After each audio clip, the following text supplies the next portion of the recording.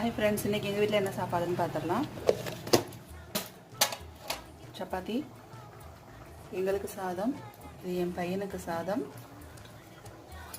சப்பாத்திக்கு மசாலா கத்திரிக்காய் நல்லா திக்னஸாக. ஸோ சப்பாத்திக்கு இப்படி இருந்தால் தான் நல்லாயிருக்கும். சாதத்துக்கும் நம்ம சைட் டிஷ்ஷாக யூஸ் பண்ணிக்கலாம்.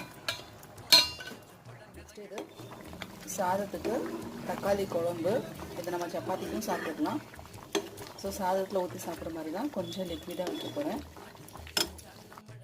ஸோ இது வந்து பார்த்திங்க அப்படின்னா 2 டைம்ஸ்க்கு செஞ்சுருக்கேன். சப்போஸ் குழம்பு இல்லை கிரேவி வந்து நைட்டுக்கு பத்தலை அப்படின்னா நைட்டு வேறு ஏதாவது செய்கிற மாதிரி இருக்கும்.